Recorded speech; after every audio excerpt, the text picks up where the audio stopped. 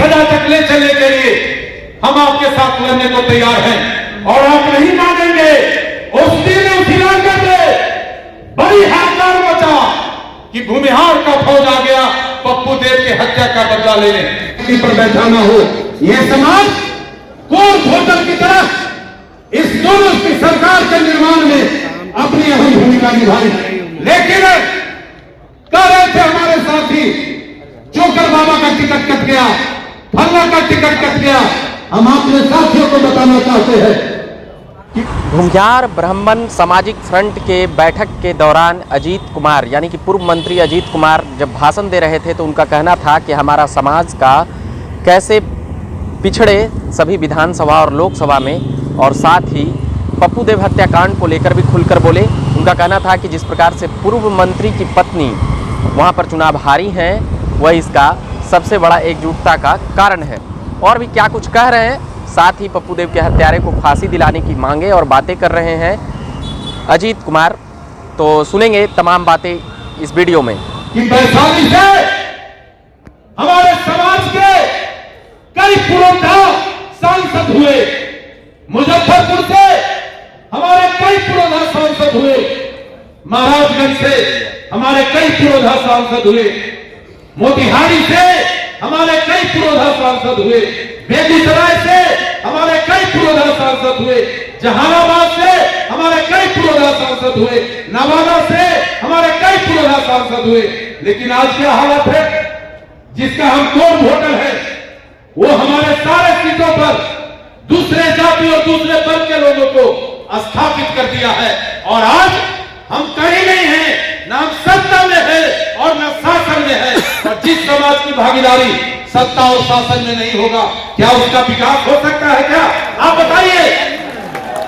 तो जब विकास नहीं हो सकता है तो हमारे सीट को तुम किस परिस्थिति में दूसरे जाति और दूसरे समाज के लोगों पर बुक किया?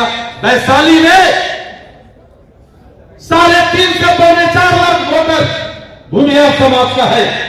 हम वहां लगातार एक ही हुआ करते थे, और जब से हम पिछड़ू और मजबूर वोटर हुए वो सीट चला गया, राजपूत समाज का वो सीट रिजर्व हो गया। मुजफ्फरपुर में 3.5 लाख हमारा वोट है, वहां से हम एक ही हुआ करते थे। जो 1.25 लाख और 1 लाख वोट मल्लाह जाति का वोट है, वो सीट है। ये जो सत्ताधारी दल के नेता हैं और लोग हैं वो सीट मल्लाहों के लिए रिजर्व कर दिया। जहानाबाद का सीट अति पिछड़ा का सीट हो गया, महाराजगंज का सीट राजपूत का हो गया, मोतिहारी का सीट राजपूत का हो गया।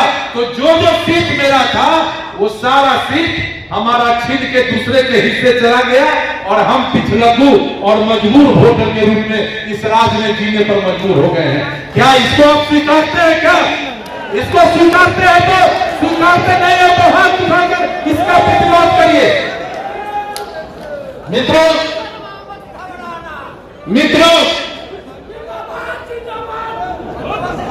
रुक भाई, मित्रों 4 घटना के बारे में आपको हम बताना चाहते हैं। पहली घटना, कोसी क्षेत्र का डॉन, कोसी क्षेत्र का समाज सुधारक हमारे समाज के पप्पू देव थे। उनका हत्या राजनीतिक साजिश के तहत सत्ता में बैठे नेताओं के पुत्री के द्वारा मार मारकर पप्पू देव का हत्या कर दिया गया। जबकि पप्पू देव उस इलाके का शेर था, समाज सेवी था, गरीबों का मसीहा था, उसका हत्या कर दिया गया।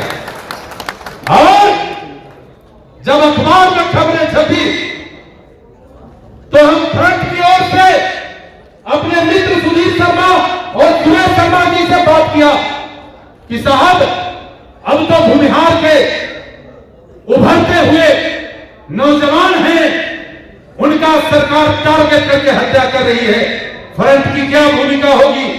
लोगों ने कहा कि हम किसी के भरोसे अब अपने समाज को नहीं छोड़ेंगे, हम लड़ेंगे, हम मरेंगे, हम संघर्ष करेंगे। और 70 गाड़ी से बैठे हैं अभय जी, बैठे हैं अशोक जी, 70 का उस गाड़ी से सहरसा के बिहरा गांव हमारा भूमिहार सामाजिक फ्रंट का टीम पहुंचा। सारा किमार बंद था, दरवाजे पर कुकुर रो रहा था, मवेशी फुग्गी फोड़ कर रो रहा था जब हम लोग सहरसा के बिहरा गांव गए थे। और जब पप्पू देव के दरवाजे पर हम लोग पहुंचे तो वहां घर बंद था, कुछ लोग मातम मना रहे थे। हम लोगों ने कहा कि बिहार का बुनियाद अपने समाज के लिए लड़ने और मरने के लिए इस सहरसा के बिहरा गांव आ गया है। आप गांव के साथी उठिए, जगिए, हम आपके साथ लड़ने को आ गए हैं। मित्रों, आपको आश्चर्य होगा कि पप्पू देव की पत्नी पूनम देव सामान्य तौर पर भूमिहार समाज में या किसी समाज में कोई महिला अग्निदान नहीं करती है, महिला अग्निदान नहीं करती है। लेकिन पप्पू देव की पत्नी घर में रो रही थी उत्तरी पहनकर। हम लोगों ने ललकारा वहां के लोगों को। सुधीर भाई ने कहा कि पप्पू देव की पत्नी को बुलाइए। जब पप्पू देव की पत्नी बाहर आती है, उसका चेहरा देखते हैं, पूरा इलाका, पूरा लोग रो पड़ा। जब देखी हम सबको, पूनम देव बोली, भैया अब आप लोग आ गए, अब हम पप्पू जी के हत्यारे को फांसी की सजा तक ले चलने के लिए हम आपके साथ लड़ने को तैयार हैं। और आप नहीं मानेंगे, उस दिन उस इलाके में बड़ी हाहाकार मचा कि भूमिहार का फौज आ गया पप्पू देव की हत्या का बदला लेने। और वहां के लोगों ने कहा कि पहले हम अकेला अपने आप को समझते थे, आज समझ में आ गया कि हमारा भी समाज है और हम भी लड़ सकते हैं। यह परिस्थिति फ्रंट ने सहरसा में पैदा किया। और इतना ही नहीं, हम मानवाधिकार आयोग में भी गए हैं पप्पू देव के हत्यारे को फांसी पर चढ़ाने के लिए। हम हाई कोर्ट में भी रीट किए हैं सीबीआई जांच करने के लिए। और फ्रंट का यह संकल्प है कि हमारे भाई का जिसने हत्या किया है, निश्चित रूप से हम कानून तक उसको पहुंचा देंगे। और हमारे अभय जी बोल रहे थे कि जिस मंत्री के इशारे पर यह घटना हुई, उनकी पत्नी वहां से एमएलसी थी और दूसरी बार एनडीए के टिकट पर लड़ने गई, तो वहां की जनता पप्पू देव का हत्या वोट में खिलाफत करके हरा के पप्पू देव का हत्या का प्रतिकार किया। और ये मैसेज पूरे समाज में गया। मित्रों, इसी तरह की घटना प्रकाश राय बैठे हैं मोतिहारी के संग्रामपुर के गांव में हुआ, तिवारी टोला में।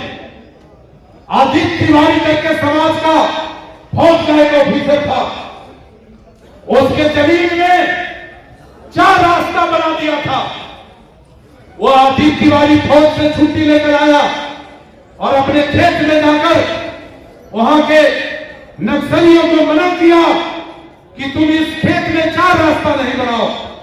और उसी समय नक्सलियों ने आदित्य तिवारी के सीने में खंजर भोंककर स्पॉट पर हत्या कर दिया। ये अखबारों में खबर छपी। और जब अखबारों में खबर छपी तो फ्रंट ने निर्णय लिया कि आदित्य तिवारी के हत्यारे को भी हम फांसी पर चढ़वाएंगे।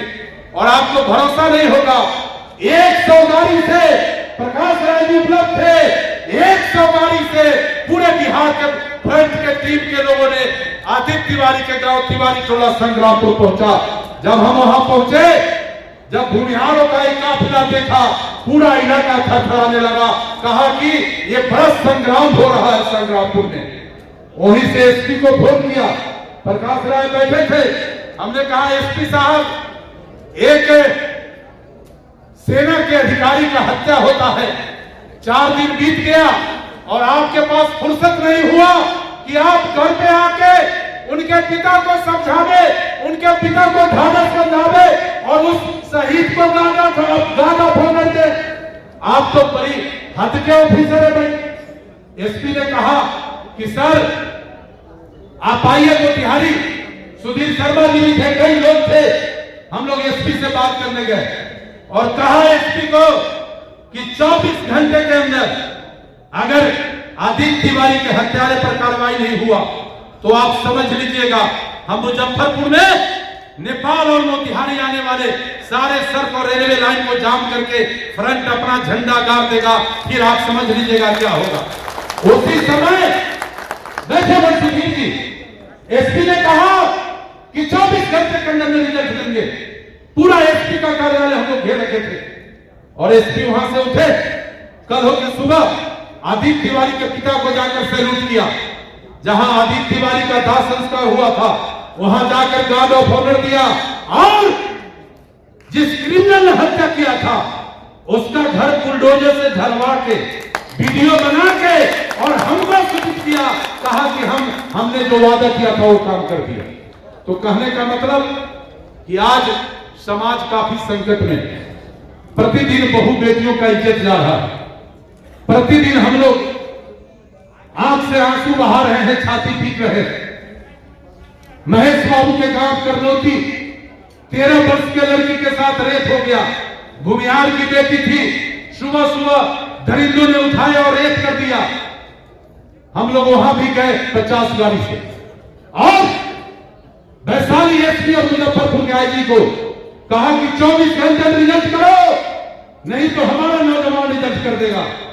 3 दिन बीत गया, प्रशासन रिजल्ट नहीं किया तो वैशाली के भूमिहार के लड़कों ने 7 क्रिमिनल नामजद थे, 7 को बिल से निकालकर और प्रशासन के हवाले कर दिया।